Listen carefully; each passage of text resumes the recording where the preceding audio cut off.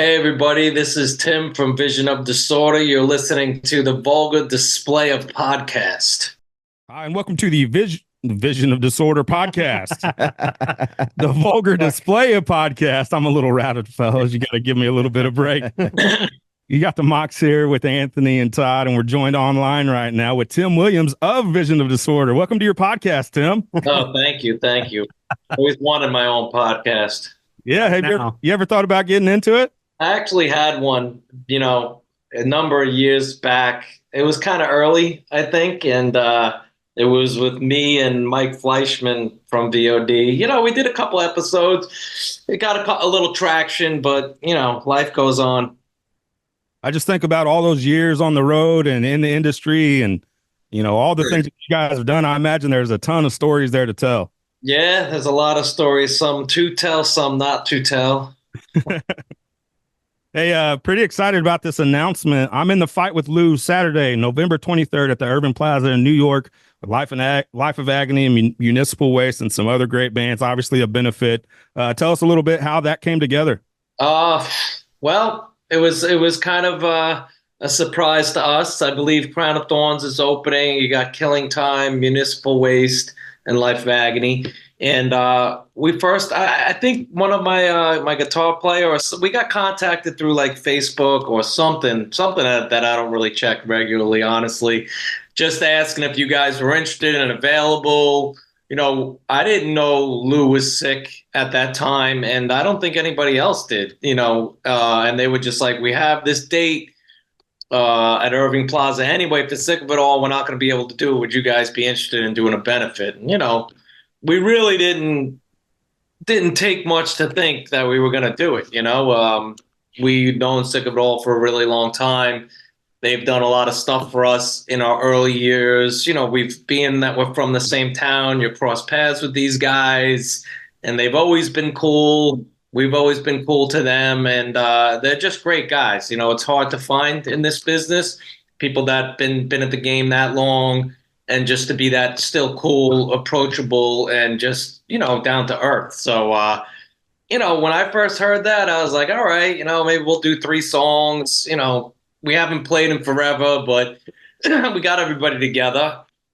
And I'm like, whatever, maybe we'll rehearse once or something like that. And as the emails started to unfold, we started to get further and further in. And before you know it, they were asking us to headline. And again, it was just more or less just funny, kind of like a VOD thing that you think you're getting into one thing and it becomes an entirely different animal. But it's all good. We're very, very happy to do it. It doesn't really matter what they asked of us. It's more the fact what I thought in my mind and what in reality really happened. So have some rehearsals started on for this? Oh yeah. I hit the fucking red button once I saw we were headlining after Life of Agony. I was like, we got to start fucking practicing like now. And Brendan, who hasn't played in a while either, I think once the first email went and he said yes, he started practicing like, I don't know, probably a couple of weeks before we even set foot in a room. So we did have our first rehearsal last Tuesday. And again, this is the original lineup, which is kind of cool. It brings a whole nother thing to the table. And I'd say it's the first time we've all been in a room, I would say more than 10 years. Like, it might even be a little longer than that. To pick up our instruments and play together has been a really long time. Following Life of Agony, that's going to be tough, I imagine. Well, we've dueled with Life of Agony many, many times over the years. They go way back in our history, and they've helped us a lot. And I think last show we played with them was a really big show out on Long Island, and we went on before them, and everything went great, and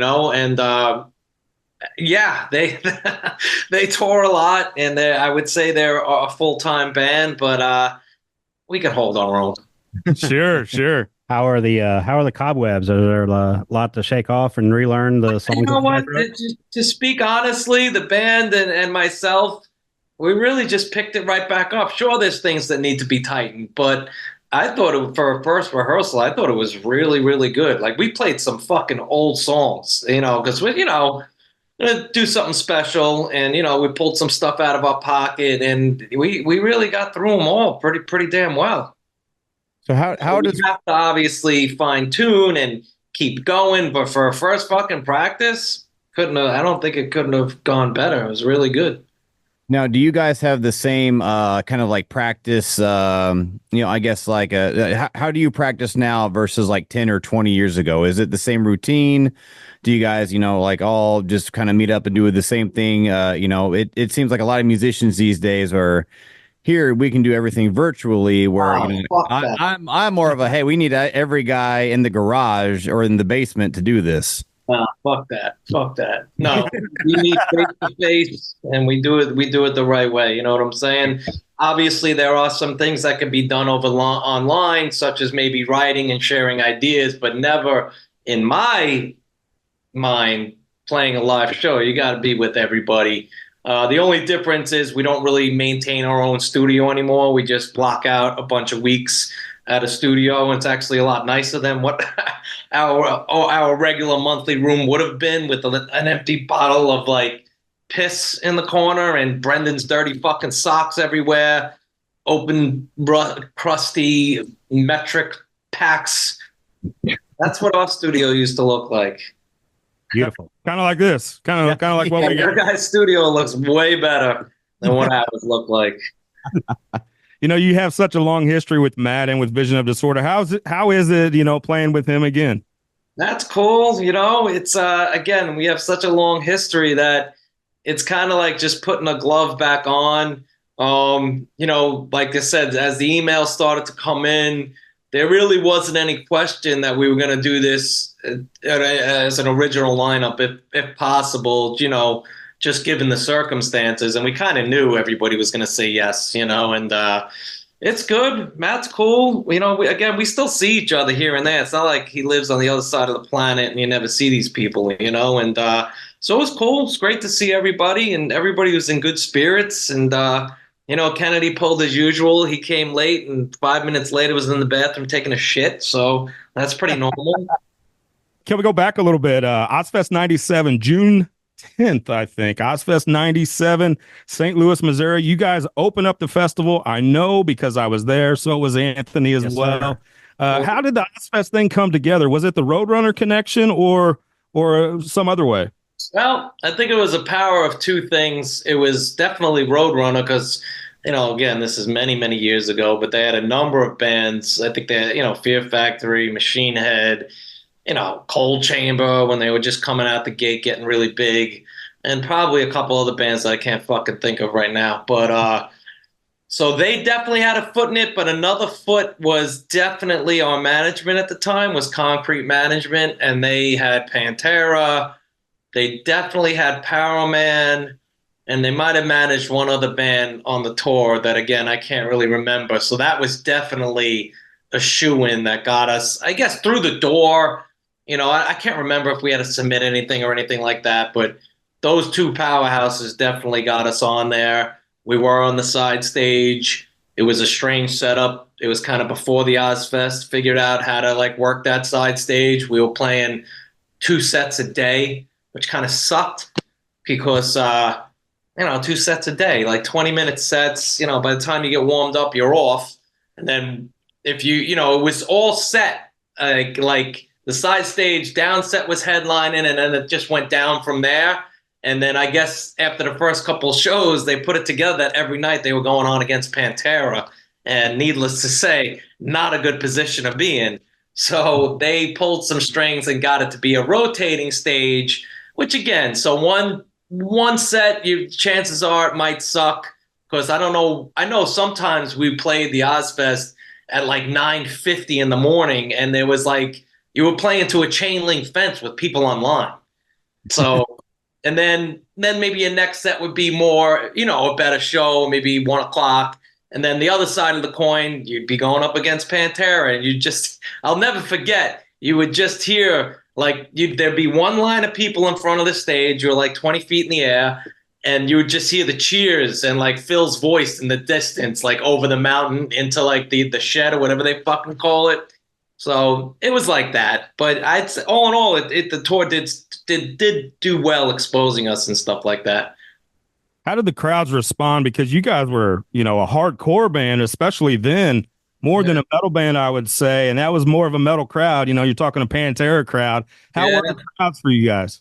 We always play our hearts out. We're honest. We kick some serious ass. I always do laugh.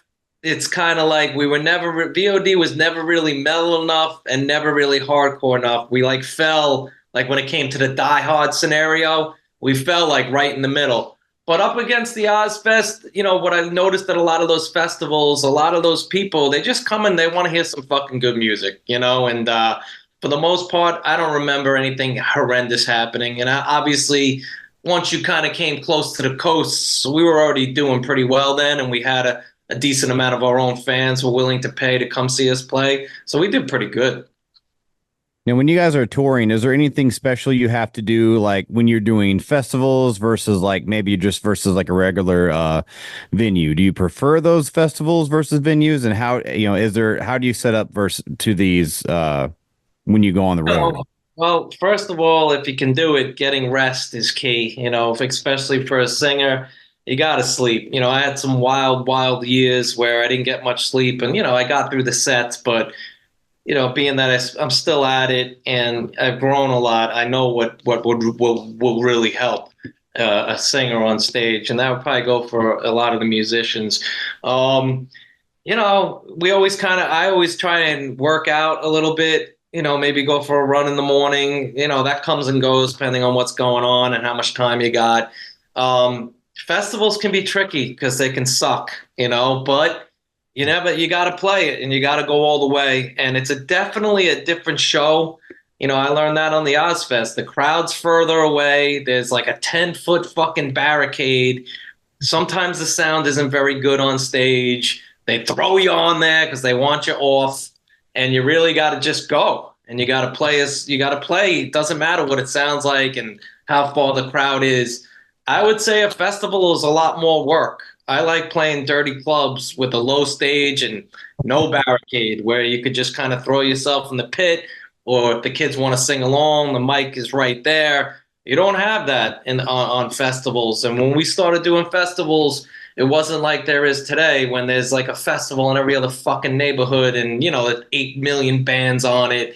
Festivals were a big deal, and to get on them was a big deal. So you had to be pro.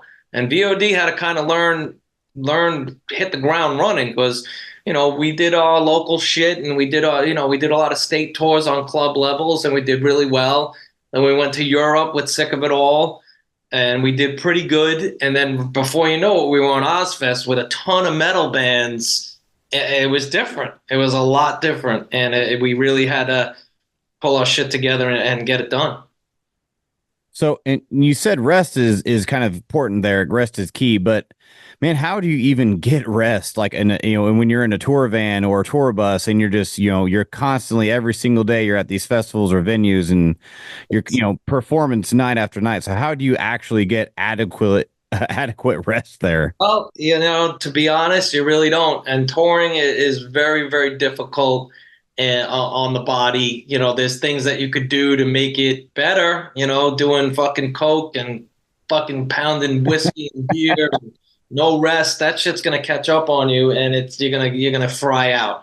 So you got to pick and choose your battles. What I will say is, once a band that gets into a professional touring routine, it's especially the voice, it's like a muscle. So if you're out there every night screaming and doing whatever it is you do, you're going to build that muscle up and you're going to be able to get through a lot more than you ever thought possible. And front of house sound man is key. I've done plenty. We did the Ozzfest without a sound man, one of the stupidest mistakes any band could ever make. We had our friend doing sound. He blew the speakers on day 2. Oops. So that was, again, learning. So I never do shows without sound men now, ever. And that, that's been for years now. But that's key because they're virtually your tech as a singer. They should know you. They should know your voice, and they should be able to, twist and put the levels accordingly to where your voice is on that particular day, which it changes. Say you're doing. I remember doing a Cavalera tour, Soulfly. I'm telling you, we did like 24 shows in a row. And that guy, we were in an RV driving every single night. Those guys don't take days off. If you take a day off out there, you're not making money, So Max, he just does it. And I've been on, I made it through all that. I don't really lose my voice, knock on wood. And it's because I know when I've had enough. I know when I got to rest. And Johnny Cash took a fucking nap every single day. I'm a very big fan of a nap. Same. Yeah. And I'm not a touring musician. Hey, you're talking about vocals, and specifically with the live sound, with your dynamics with your vocals, where it might be a scream and then a melody and those kinds of things. I would say even more important for you, right? Yeah, definitely. Again, the sound man is really, really important. The best thing that I've learned over the years is, again, rest, stay hydrated. You could party it up out there if that's what you're into, but you got to really know what's your limits, because you're really there. And it's hard. I could see this looking back.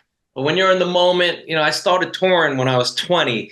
You're not thinking about anything but yourself because you're a fucking arrogant prick. And, you're there to play a show. You're there. You belong to a team. Everybody's depending on you. You got to know when you can, you don't want to cancel shows. You don't do that. The show must go on, as they say.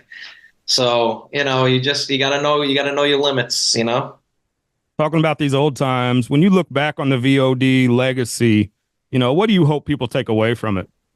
I got to be honest, from what I've already heard out there, I'm already very humbled. And, people say that we're responsible for trailblazing, whatever that second wave of metal is. And, all these metal bands now and stuff. That alone is probably the best reward you can ever get, to hear that you influence the whole genre, some shape or form.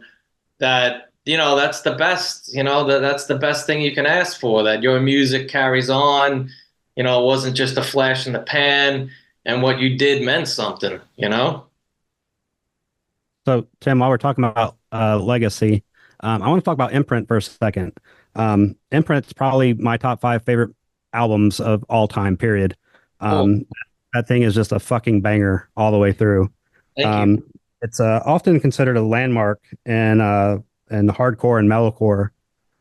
What was the creative process like for you on that record? And did you anticipate it having such a lasting impact? No, you can never anticipate it, and it's funny because like VOD still went on after Imprint, and the band at that phase finally did wear down, and you kind of wondered like where it all went. And then when I was out there doing Blood Simple a couple of years later, people were just coming up to me like saying exactly that, like Imprint, VOD, you got to get that band back together. And I'd say to myself, where the fuck were you guys when we put out the Bliss record? Fucking, it didn't go very well, So, the regimen was vicious, that record came out a certain way because we were really, really tight. We had just come off the Ozzfest. I think we did Japan after that. And then Roadrunner said, come on, pack it in. You guys did enough. It's time for you guys to go back and do a new record. And when we did the Ozzfest, it was a whole new world. The bands were just super professional and really good at what they did. And that kind of challenged us to do something, that needed to measure up, at least in our minds, to this next level of musicians and bands that we sat ringside for during the Ozzfest. And that definitely had an impact on the writing. And, we also saw on the Ozzfest a lot of bands that were great. They kind of, then it was kind of new metal-y, and, it wasn't, you had the Panteras, but there were a lot of other bands that were kind of, they weren't in our minds very like super heavy.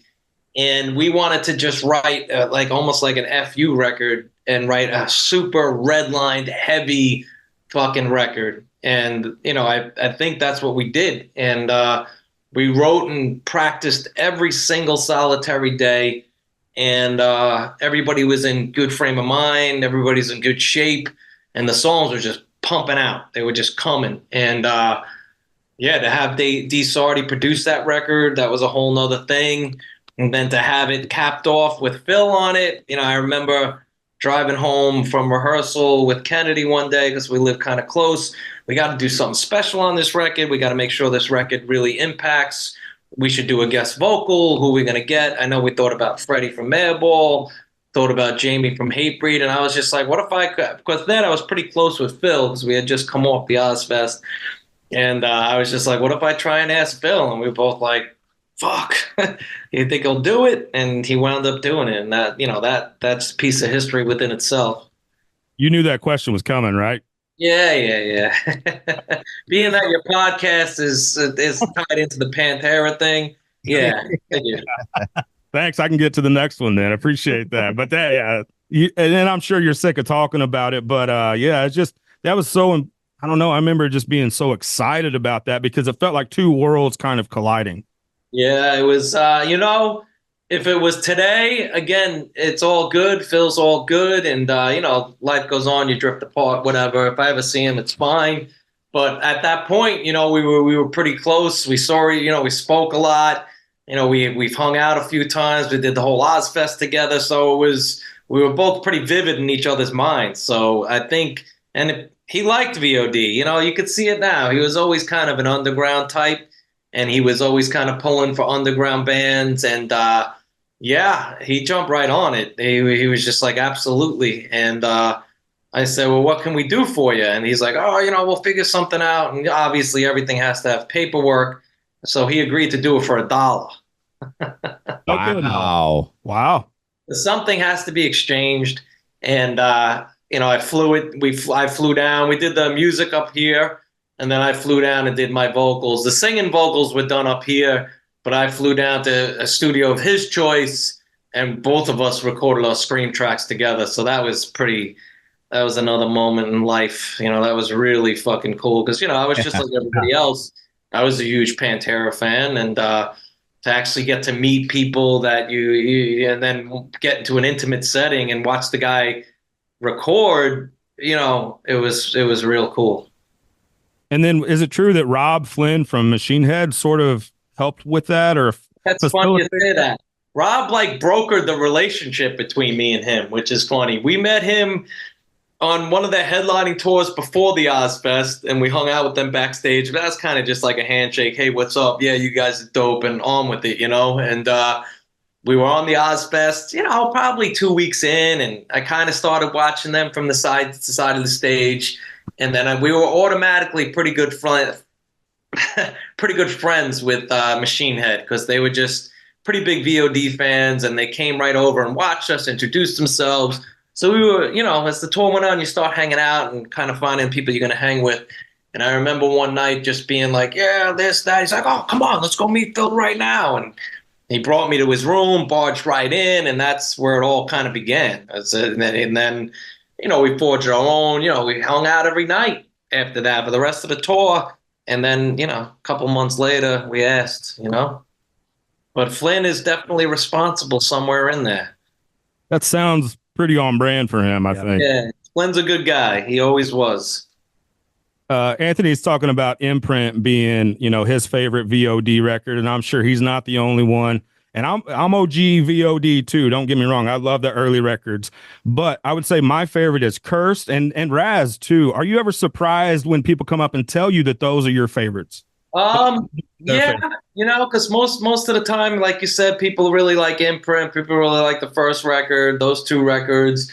And I know both of those later records, The Curse Remain Cursed and Raised to the Ground, are great records. And I know for sure Cursed is like a sick VOD record.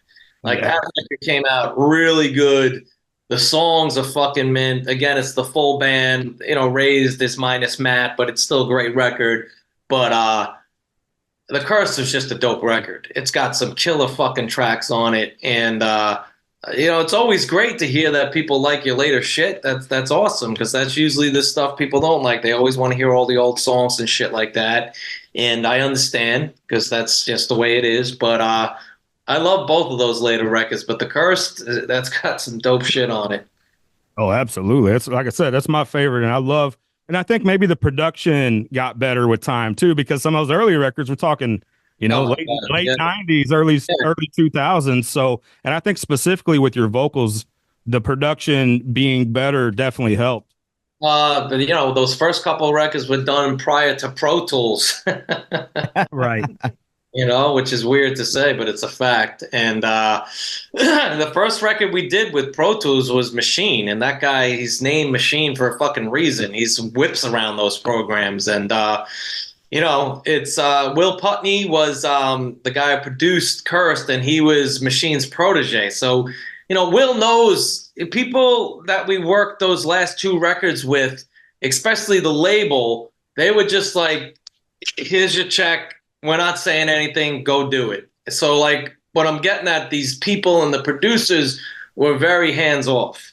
They know that we've been in the game long enough. We know what the way it should sound. We're gonna come to the table with killer songs, and we're gonna record them. And that's what happened. And Will, he knows what VOD is supposed to sound like, and he was great. He's now he's like the metalcore king.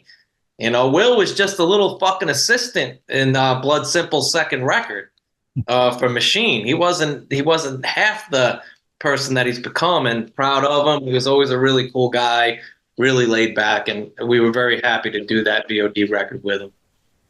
This is sort of a two-parter, but was there ever any pushback from the hardcore community with some of the songs that you guys ended up doing, and some of the, I wouldn't say experimental, but you definitely pushed the boundaries? And then two, did you guys ever consider like mainstream radio or alternative radio? Because I think of a song like Sunshine, I think that could maybe even be on some late night programming. Was that ever the case? Well, it's interesting you say that. To truth be told, we got pushback from the hardcore community from fucking day one. Like from day one, it was always an uphill battle. But we always seemed to, bring the live show, and the songs were good. That we always seemed to win people over. And as time went on, we made our way. Commercially, what I found, looking back at the VOD experience, whenever people got involved and tried to make VOD commercial and radio friendly, it just didn't work. It's just, that Bliss record, we were tired of kind of what we've been doing for the last God knows how many years, and we really wanted to try something different, and we did. And as time went on, the diehards seemed to really like that record. But when it came out, it took a beating, and a lot of that, it was more of a radio-friendly record label, TVT. There's talks in the mix about vocal up mix and edits for radio, and it never really quite works for VOD, and that's been the experience. Ironically, if you look on Spotify, Living to Die, it's got like the most listens by millions on all the VOD crap. So, the music business, you never fucking know. You really just never know, It's the Vulgar Display of Podcast. Joined here with Tim Williams, the legendary Tim Williams of VOD, and now Rolling Coffin, right? We got a new music video out, Heaven Knows. Tell us a little bit about that. Thank you. I appreciate it. Yeah, Rolling Coffin's a project that I started. Both bands kind of got quiet. Always wanted to do something, more on my own, and more of the songs that I write on my own. It took a while to get it out of the ground, but I finally did. And we've recorded, we did an EP, a couple of singles. We did a video for Runaway, and then just this last week, over the summer, we shot a video for Heaven Knows down at Coney Island in Brooklyn, which wound up being an excellent day. The producer and the director is a great guy, Jerry Farley. He's got some good connections down there in Coney Island. So we went down there. I was thinking we would just shoot a video, kind of bare bones, and get it out, because the song Heaven Knows, I think, is a great song and it represents the project. But we wound up getting a really great video. A lot of great shit happened that day. that wasn't supposed to happen, and I couldn't be happier. And as we speak, I'm getting mixes. I went back into the studio with Machine, and Jerry Farley produced the music, but I had Machine. He produced my vocals, and is going to mix and master 2 brand new tracks for Rolling Coffin. I just got one mix today. Hopefully next week I'll get another mix, and those will be coming out early next year. So we're happy. Rolling Coffin's doing its thing, keeps me busy, keeps me creative. I'd like to take it out live, do some shows eventually. It's just I just don't feel like we're there yet, but eventually it'll be there. We got the benefit on November 23rd at Irving Plaza. I'm in the fight with Lou. Any other talk? Any other extra VOD talk? No, but we're just very, you never know. Like I say, the music business, very unpredictable. VOD is extremely unpredictable. We're very, very happy to be in a position where we can help Lou and the boys out. Great guys, always been cool, always been they've helped VOD out huge in the early days. New York hardcore icon band, and we're very proud and honored that they chose us to come in and help them out, and we couldn't be happier. Then we got one more for you. We have a young fan here, Nolan. It's Todd's son. He's a big time into music. How old are you, Nolan? 10 years old, and he's going to concerts, and his dad's getting to take some photography. He's got a question for you, if you don't mind. Go ahead. All right. Put these on, okay? You got your question? So, I was wondering, what is it like to play on stage?